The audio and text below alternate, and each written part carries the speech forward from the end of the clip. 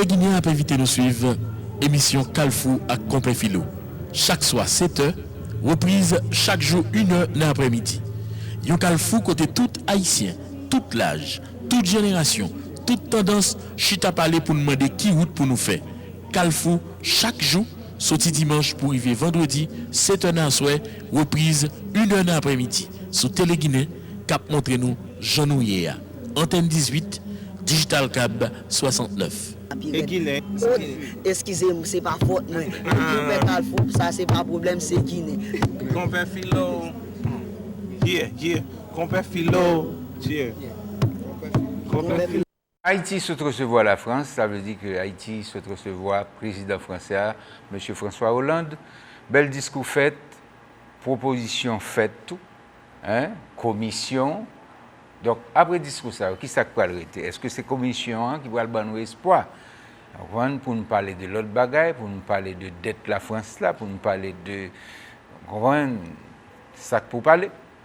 Je dis à nous inviter William Savary, qui est intéressé dans l'histoire, qui est intéressé dans l'économie, et pour dire nous qui ça l'ouest. Qui ça l'ouest, peut-être nous devons inviter plusieurs autres monde, mais quand même, nous avons commencé avec M. Sarr pour dire nous qui j'en comprendre le discours qui fait yo. Yo bel discours, mais ça gagne là-dedans. Téléphone nous 443 35 32 37 30 51 28. Compère Philo 1 à commercialia.com www.rtghaiti.com. Téléguinéen a invité nous suivre émission Kalfou à complet philo. Chaque soir 7h, reprise chaque jour 1h dans l'après-midi. Yon Kalfou côté tout haïtien, tout l'âge, toute génération, toute tendance, chita parler pour nous demander qui route pour nous faire. Kalfou chaque jour, sorti dimanche pour arriver vendredi 7h dans le soir, reprise 1h dans l'après-midi. Sur Téléguinéen, cap montre nous Jean-Nouye, antenne 18, Digital Cab 69. Excusez-moi, c'est pas faute, moi. Ça, c'est pas problème, c'est Guinée. Compère Philo. Compère Philo. William Savary, comment est? En forme, comment est? Naboulé. C'est bon, c'est bon. N'a pas qu'un peu. Vous faites moi parce que pas habitué à la main. En tout cas, et nous avons des belles discours. Et son belle bagaille que Haïti recevoir un chef d'État comme ça. Hein? Il recevoir avec dignité. Absolument. Haïti. Et puis, discours bien sonné. Dans pile parole, le président Martelly dit ça pour le dire. Et la France, lui-même, à travers M. Hollande, François Hollande, lui montrer, peut-être montrer nous que l'importance que nous avons, référence héros de l'indépendance, le cité non, moi je pensé que non des Salines pas sorti. Mais moi non des Salines, même si il y a Thierry qui fait, mais quand même non avec ça au sorti. Alors, Gabriel qui dit oui, mais ça me vient de dire là, en réalité, par rapport à président Aristide qui t'a demandé pour te payer dette. Comme ça, pas vrai? Mais en réalité, dans la politique là même, dans le voyage ça que le président vient faire, ou bien le président Martelly allé, donc une réciprocité, pas vrai? Il vient 2 fois, le président Martelly vient 2 fois, et grand pile causé que parler, ou pas demander aide, ou demander investissement. Bon, bagaille pour retenir, c'est que premier bagaille pour retenir, c'est que le président Hollande, en chapitre, monsieur déclaré qu'il a une responsabilité morale envers la République d'Haïti, en parlant de la dette. Okay? C'est une obligation morale. Maintenant, la question de la dette, pas de jamais en question de obligation personnelle, morale de qui que ce soit. Mais c'est une obligation collective de la République de la France, de la République française. C'est la première chose. Deuxième chose, monsieur qui va en Haïti, monsieur pas jamais mentionné affaire de responsabilité morale là encore. Parce que là où vient entrer dans... Est-ce que c'est parce qu'il y aura les oreilles? Bon, il est possible qu'il y aura les oreilles, parce que là, par exemple, monsieur fait en allusion à une responsabilité morale. Il ne faut pas oublier que la France gagne 14 pays africains qui a payé sa querelle en dette coloniale. Et le contrat qui gagne que la France cédait l'indépendance du pays, toutes les ressources naturelles du pays, avant que le pays octroie un contrat aux nations étrangères, il va priorité aux compagnies françaises. C'est la première chose. Deuxième chose. Ça veut dire pour exploiter, il faut un Français dit non. Dit non. Qu'elle va intéresser. Il y a l'autre nation. L'autre bas au gagné, c'est que les réserves de ces 14 réserves banque centrale pays, c'est la Banque de France que le chita. Donc les ressources banque ça, c'est Banque de France qui contrôle. Ouais. Politique monétaire, c'est Banque de France qui détermine. Ouais, ça, c'est deuxième chose. Troisième chose, où gagner en responsabilité collective, ça veut dire que face à Haïti, c'est l'État français qui est supposé négocier avec l'État haïtien le devenir de la dette. Pourquoi? Parce que dette là qu'on a discuté là, indemnité. Okay? On dit indemnité. Ce que Haïti demande, c'est un remboursement de l'indemnité qui a été payée. C'est ce qu'on demande. Indemnité, ça, c'est pétion. La France, le film pour l'indépendance, la France voyait deux commissions. Une en 1806, l'autre là en 1816, viennent négocier avec Pétion pour que Haïti entre en relation de protectorat vis-à-vis de la France. Côté la France vient assurer un protectorat, nous mettons sous la direction du roi de France. Pétion refusait. Et Pétion, en contrepartie, et le Sénat haïtien de l'époque, le Sénat et la Chambre des députés, ils ont proposé à la France, au lieu que nous mettions sous souveraineté, nous payons une indemnité et n'a pas le droit des avantages commerciaux. Avantages commerciaux, ça veut dire quoi? Les bateaux anglais qui rentraient à Port-au-Prince pour le commerce, ils étaient taxés contenu 7% à l'entrée, 7% à la sortie. Bateaux français les venus, c'était 13%, 12% qui ont été payés à la rentrée et à la sortie. Donc de point de vue commercial, la France perdait du commerce en Haïti. Okay? Donc et l'autre barre qu'on gagne, c'est que en pile l'ancien colon qui était en Haïti, qui jetait à la Martinique, qui jetait au Jamaïque, qui jetait au Cuba, qui jetait au Brésil. Monsieur, ça a été commencé à produire même bagaille que qu'on produit en Haïti.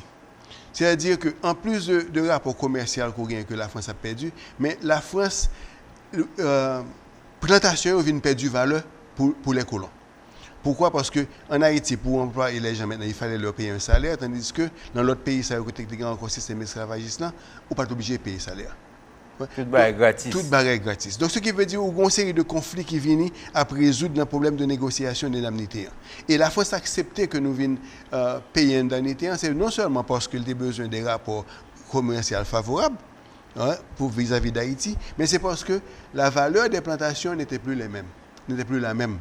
Okay, vers 2016, parce que là, ça, on parlait de nous gagner indépendance depuis 1804, puis nous avons loi, nous avons constitution, et puis nous avons fonctionné, nous avons évolué. Et Pétion avait réclamé que, en fait, nous avons notre droit de peuple d'exister et de négocier en peuple libre.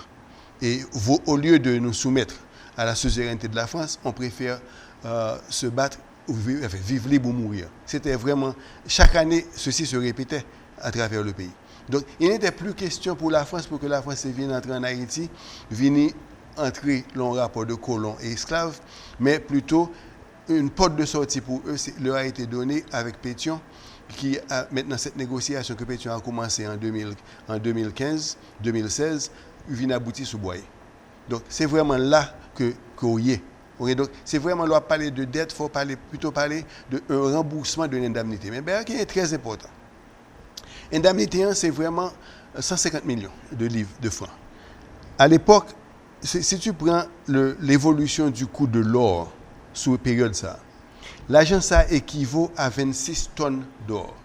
Mais pourquoi c'est important? C'est parce que l'or, c'est le métal le plus précieux du monde et c'est en valeur de refuge pour le capital, pour les maisons, les monnaies de fiducie. Parce que vraiment, l'argent papier n'a pas de valeur, c'est l'or vraiment qui a valeur. Maintenant, et l'or, à travers l'histoire, tout l'or qui a été miné existe encore. L'or pas disparaître, c'est pas pétrole ou pas consommer, il existe.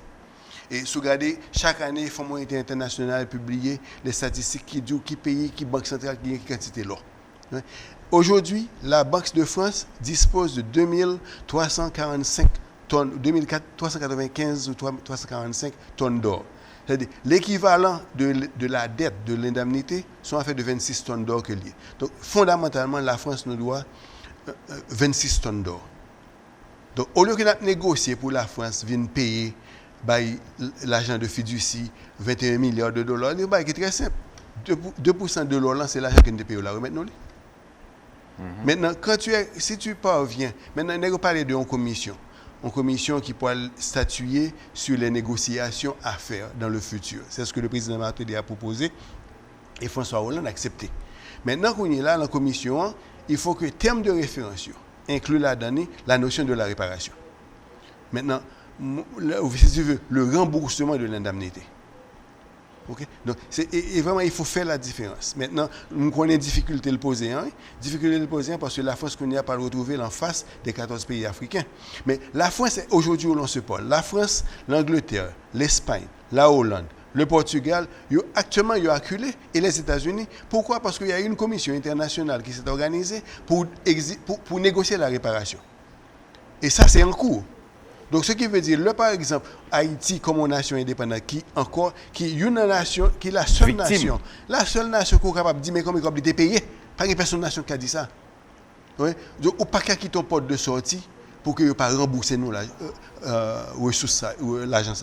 Maintenant, on a dit, bon, William, comment la France a fait remettre 26 tonnes d'or? Mais on peut soumettre des propositions. Ouais, ça parle d'une proposition. Par exemple, on connaît à l'époque de l'esclavage, il y a 1 500 000 Africains qui ont converti en esclaves, qui ont emporté en Haïti. Ce sont les statistiques. Maintenant, au lendemain de l'indépendance, il n'y avait que 350 000 à 400 000 Africains, de personnes sur le territoire haïtien. C'est-à-dire qu'il y avait 1 million de monde, 1 200 000 personnes qui ont trouvé leur mort en Haïti. Sont par contre les gens qui mourent sur route. Bon, à l'époque, un esclave se vendait à 2 onces d'or, 2 onces et demi d'or. Donc, ça veut dire qu'on y a multiplié 2 onces et demi par 1,5 million. Il y a une quantité onces d'or qu'on est capable de recevoir. On est capable de dire que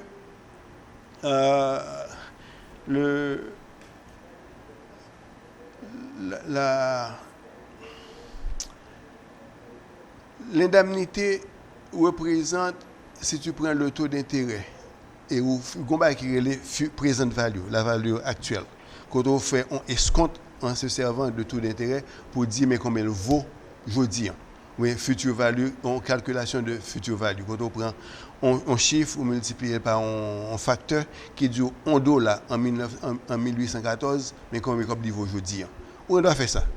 Mais on doit faire tout en autre proposition. Côté au capable de dire l'argent que la France doit pour la France payer nos intérêts sur lui.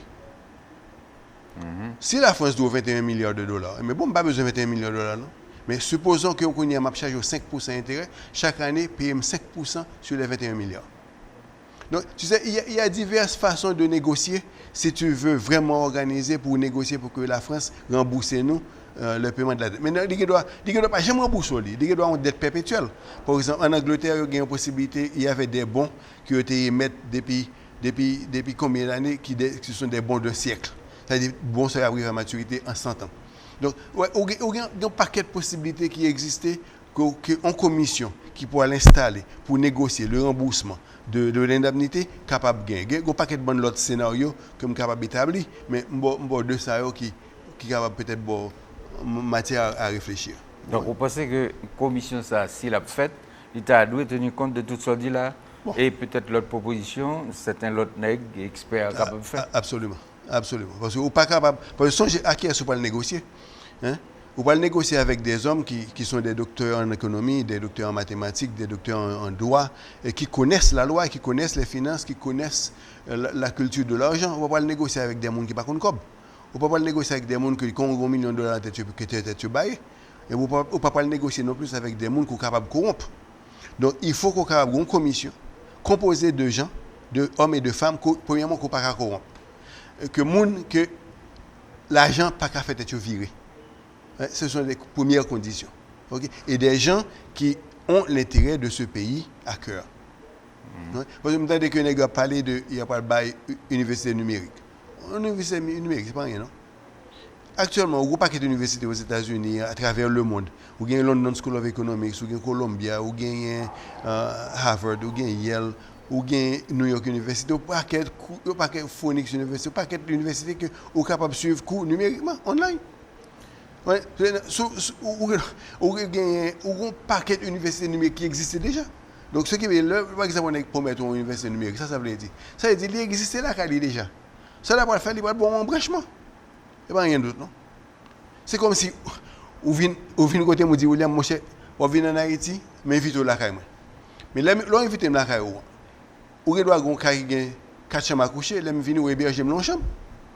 Ça ne veut pas dire qu'on peut prendre un morceau de terre dans la cour, ou bien un morceau de terre qu'on possède, pour bâtir un caille pour moi. Ou héberger moi.